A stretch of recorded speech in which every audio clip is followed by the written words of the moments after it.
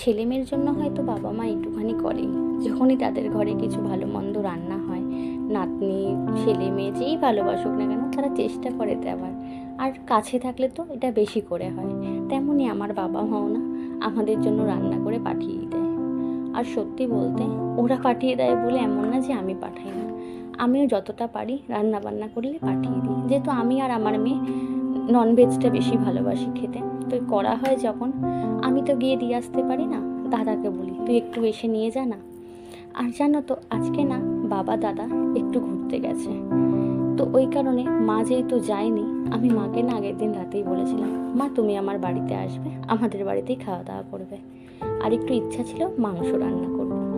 আর আমার না মাংস কিনতে যেতে একদম ভালো লাগে না, মাংস কি বাজার হাট করতে যেতে আমার খুব একটা বিরক্তিই লাগে। যতটা চেষ্টা করি কমই যাই, যখন যাই একবার একটু বেশি করে কিনে এনে রাখি। মা যেহেতু আসবে, মাকে বলেছিলাম মা তুমি যখন আসবে একটু মাংস কিনে এনো। বাবা না সকালবেলা বেরানোর আগে কিনে রেখেই দিয়ে গেছিলো মাংস।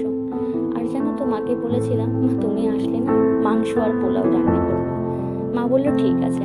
কিন্তু মা যখন আসলো, মা সাথে করে সব রকমের রান্না করে নিয়ে এসছে, চিংড়ি মাছ, কাতলা মাছ, একটা মিক্স সবজি, সব নিয়ে এসছে। তো মা এসে বললো তোকে এখন মাংস করতে হবে না, তুই শুধু ভাত করে নে তাহলেই হবে। তো আমিও না তাই জন্য ভাত, ভেন্ডি ভাজা, আলু ভাজা এগুলো করেছিলাম।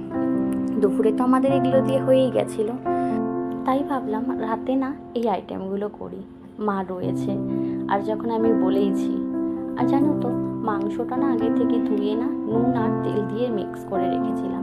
তারপরে মশলাগুলো সব না বেটে আস্তে আস্তে সব কিছু মাংসের মধ্যে দিয়ে একেবারে পুরো মিক্স করে রেখে দিয়েছিলাম। সাথে না একটু পেঁয়াজ কুচি রেখেছিলাম। ফার্স্টে না তেলটা গরম করে আলুটা ভেজে নিয়েছিলাম, তারপরে না গোটা গরম মশলাগুলো একটু থেতো করে দিয়ে দিয়েছিলাম, তেজপাতা, শুকনো লঙ্কা সেগুলোও দিয়েছিলাম। তারপরে না একটু পেঁয়াজটা ভেজে নিয়েছিলাম। পরে না মশলা মাখা মাংসটা তার মধ্যে দিয়ে কষাতে শুরু করেছি।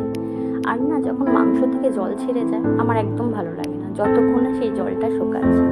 সেই জলটা শুকানোর পরেই না আমি আলুগুলো দিয়েছিলাম, আলু দিয়ে তারপরে অনেকক্ষণ একটু নাড়ানোর পরে জল দিয়ে ওটাকে ফোটানোর জন্য রেখে দিই। আর তার সাথে সাথেই না আমি পোলাও করে নিয়েছিলাম। জানো তো, পোলাওটা খুব একটা ভালো পারি না, আবার মাঝে সাঝে ভালোও হয়ে যায়। কিন্তু আজকে আবার কি হয়েছে, জলের পরিমাণটা একটু বেশি হয়ে গেছে, তো এই জন্য একটু না গায়ে লাগা লাগা হয়ে গেছে। কিন্তু খেতে খুব স্বাদ হয়েছিল। ফার্স্টে ভেবেছিলাম হয়তো কেমন হবে, জানো তো আমার মেয়ে না পোলাওটা খেয়ে একদম পছন্দ হয়নি, ওর বলছে মা ভালো হয়নি। কিন্তু আরেকবার করেছিলাম, খেয়েছিল, আজকে হয়তো একটু গায়ে গায়ে লেগে